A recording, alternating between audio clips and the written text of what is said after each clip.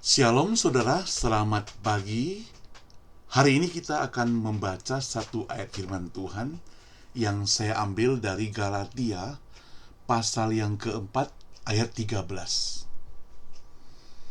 Kamu tahu bahwa aku, Rasul Paulus, pertama kali telah memberitakan Injil kepadamu karena penyakit pada tubuhku.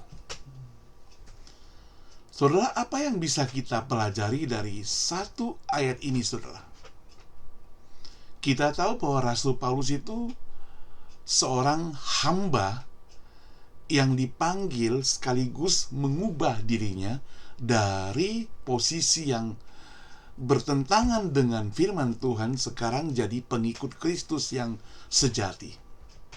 Namun, ketika dia melayani, dia menghadapi berbagai yang disebut dengan pencobaan, ujian dalam kesehatannya. Dia tidak sehat-sehat terus begitu.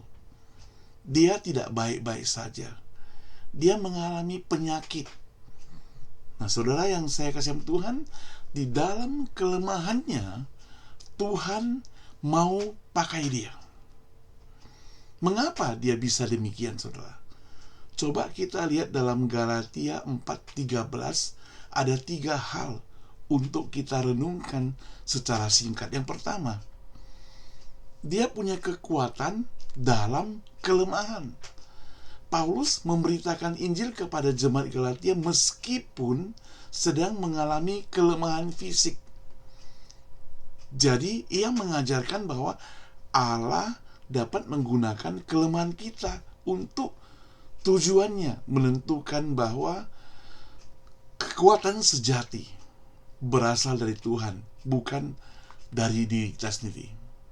Nah, saya tertegun, tertemplak dengan makna dari apa yang Paulus katakan.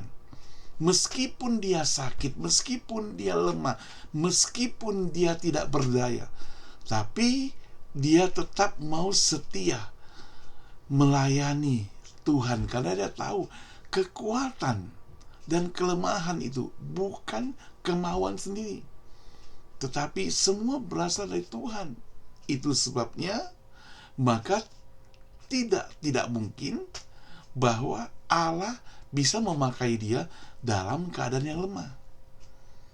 Intinya, saudara, saya ingin katakan kepada kita, jangan sedikit-sedikit kita beralasan sakit lah, alasan capek lah, alasan berbagai alasan tetek bengek lah, membuat kita menjauhkan pelayanan.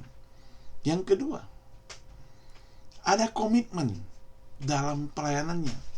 Nah, meskipun ia menghadapi penyakit atau tantangan fisik, sekali lagi, Paulus tetap setia. Ini yang perlu kita garis bawahi. Bukan hanya itu, tetap semangat. Setia tanpa semangat gak ada gunanya, saudara.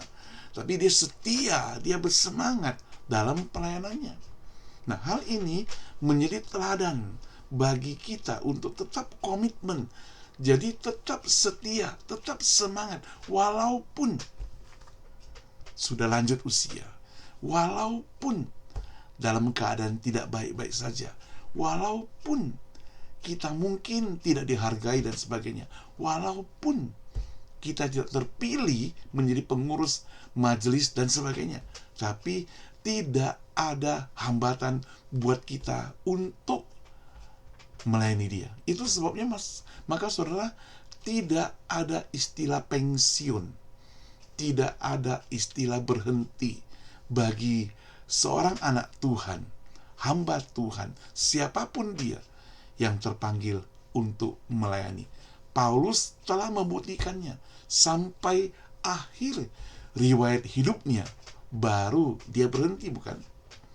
Yang ketiga, dia melihat ada kesempatan dalam penderitaan. Saudara, penyakit Paulus menjadi alat Tuhan untuk memperpanjang waktunya di Galatia. Jadi, gara-gara dia sakit, dia tidak bisa pergi, maka dia punya waktu yang lama di Galatia. Dia tidak tinggal diam, duduk, kemudian tidur, istirahat, gak mau kemana-mana, tapi dia tetap melayani, sehingga Injil diberitakan lebih luas. Jadi saudara yang saya kasih Tuhan, capek, sakit, kecuali saudara sudah terbaring. Tapi saya melihat ada seorang ibu di satu kota Makassar. Dia sudah lumpuh, sudah usia lanjut. Di saat itu dia tetap bisa melayani Tuhan dengan pokok-pokok doa yang dia bagikan. Itu merupakan pelayanan dia. Dia masih bisa melakukannya, saudara, walaupun dia tidak bisa keluar dari rumah itu, saudara. Ini sekali lagi, saudara, sangat-sangat menegur kita, bukan? Nah, saudara, penderitaan seringkali menjadi kesempatan bagi umat Tuhan termasuk untuk menghindari pelayanan.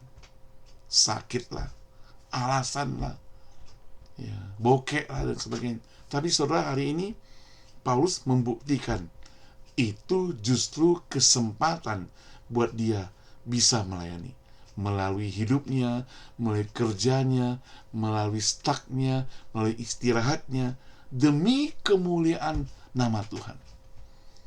Saudara, kalau bertanya pada saya mengapa Paulus bisa lakukan seperti itu, karena dia benar-benar sadar bahwa Yesus sudah mati baginya di atas kayu salib, dan Yesus sudah mati bagi kita di atas kayu salib, sehingga kita tidak punya alasan untuk menderita, karena penderitaan Yesus di kayu salib melebihi segala penderitaan kita. Dan dia tetap setia melayani, dan dia tetap setia kepada kita. Saudara yang saya kasih Tuhan, sebentar lagi kita akan memperingati Paskah, Jumat Agung. Ya, paling sedikit beberapa minggu lagi. Tapi hari ini kita diingatkan kembali bagaimana Tuhan Yesus mengasihi kita. Dalam penderitaannya, dia tetap dapat mengatakan, "Ya Bapa, ampunilah, sebab mereka tidak bersalah."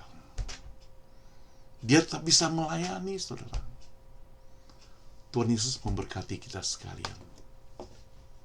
Mari kita berdoa. Terima kasih Tuhan, pakai kesempatan kami melayani. Tolong Tuhan, dalam kesulitan sekalipun, jangan biarkan kami lepas dari pelayanan. Tetap setia. Dalam nama Tuhan Yesus kami berdoa. Amin.